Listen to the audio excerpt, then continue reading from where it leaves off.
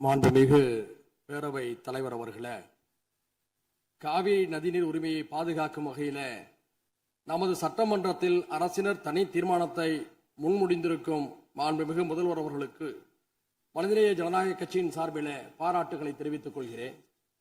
அரசியல் அணுகுமுறைகள், வேறுபாடுகள் இவற்றையெல்லாம் கடந்து காவிரி உரிமைக்காக இந்த அவையில் இருக்கக்கூடிய நாம் எல்லோரும் ஒரே அணியிலே இருக்கின்றோம் என்ற உணர்வை வெளிப்படுத்தக்கூடிய கடமை இப்போது இருக்கிறது.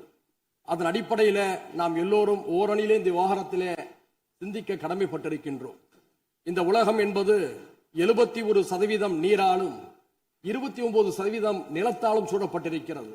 ஆனால் உலகம் எங்கும் தண்ணீருக்கான போராட்டங்கள் கடந்த அரை நூற்றாண்டு காலமாக வலுப்பெற்று வருவதை நாம் பார்க்கின்றோம். நம்முடைய இந்திய திருநாடு பல்வேறு இனங்கள், மொழிகள், பிராந்தியங்களை கொண்ட ஒரு துணைக்கண்டமாக இருக்கிறது. இந்த நாட்டிலே நதிநீர் பிரச்சனைகள் எழுகின்ற பொழுதெல்லாம் ஒன்றிய அரசு தலையிட்டு நீதமான முறையிலே தீர்ப்பை வழங்க வேண்டும் என்று நாட்டு மக்கள் எதிர்பார்க்கிறார்கள்.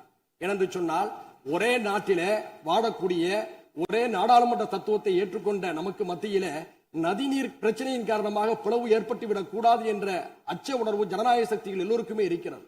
உலகம் முழுக்க பல்வேறு நாடுகளை கடந்து ஒரே நதி பயணிப்பதை பார்க்கின்றோம். உதாரணத்திற்கு வட ஆப்பிரிக்காவை செழுமைப்படுத்திக் கொண்டிருக்கக்கூடிய நைல் நதி எடுத்துக்கொண்டால் 11 நாடுகளை கடந்து செல்கிறது. எகிப்து, சூடான், உகாண்டா, எதியோப்பியா உள்ளிட்ட நாடுகள் பயன்பெறுகின்றன.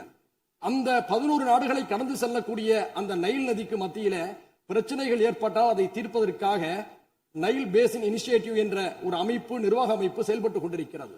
பல்வேறு நாடுகளுக்கு மத்தியிலே ஒரு நதி பாய்கின்ற போது அதை தீர்ப்பதற்கு ஒரு கூட்டுக்குழு ஏற்படுத்தப்பட்டு ஒரு ஒருமைப்பாடு நிலைநிறுத்தப்படுகிறது என்று சொன்னால், ஒரே நாட்டிலே பாயக்கூடிய நதிகளுக்கு மத்தியிலே பிரச்சனை ஏற்படுகின்ற போது ஒன்றிய அரசும் அதை சார்ந்தவர்களும் நீதமான ஒரு தீர்ப்பை வழங்க வேண்டும் என்றுதான் நாம் எதிர்பார்க்கின்றோம். அந்த அடிப்படையில் இதே மாமன்றத்தில் 6/12/2018 அன்றைய அரசு இதே போன்ற ஒரு தீர்மானத்தை மேகதாதுவுக்காக கொண்டு வந்த போது நானும் அதை ஆதரித்து பேசினேன். இப்போதும் அதே பிரச்சனை எழுந்திருக்கிறது. இந்த பிரச்சனை என்பது 4 மாநிலம் தொடர்புடையது என்பதை மறந்துவிடக் கூடாது. கர்நாடகா, கேரளா, தமிழ்நாடு, புதுச்சேரி என்று 4 மாநில மக்களும் இதிலே பயனடைகிறார்கள்.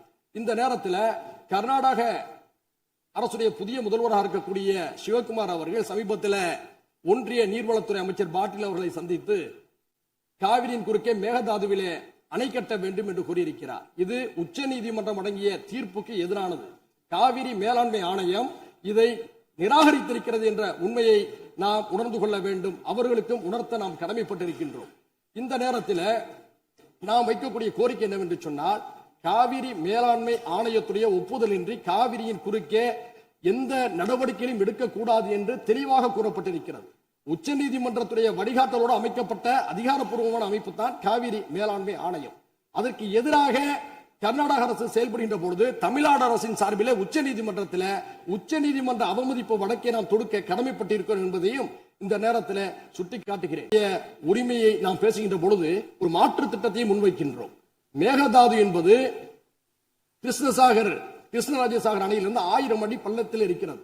அங்கே மேகதாதுவில் அணை கட்டினால் கர்நாடகத்துறை விவசாயமும் பாதிக்கும் என்று கர்நாடக விவசாயிகள் கூறியிருக்கிறார்கள்.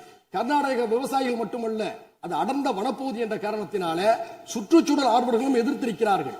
இந்த நிலையில் நாம் மாற்று யோசனையாக என்ன சொல்கிறோம் என்று சொன்னால், ஐயா காமராஜர் அவர்கள் முதல்வராக இருந்த போது கிருஷ்ணகிரி மாவட்டத்தில் இருக்கக்கூடிய ராசிமணல் அருகே ஒரு அணையை கட்டலாம் என்று அடிக்கல் நட்டினார். அதற்கான ஆதாரம் இப்போதும் ஒகேனக்கலில் இருக்கக்கூடிய தமிழ்நாடு மின்சார வாரிய அலுவலக கட்டிடத்திலே இருக்கிறது.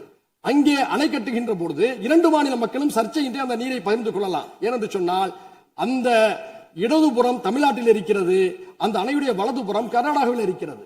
2 மாநில விவசாயிகளும் அவரவர் விருப்பத்துக்கேற்ப நீரை பகிர்ந்து கொள்ளக்கூடிய ஒரு வாய்ப்பை அன்றைய தினம் உணர்ந்த காரணத்தினால்தான் ஐயா காமராஜர் அவர்கள் அதற்கான அடிக்கலை நட்டினார்.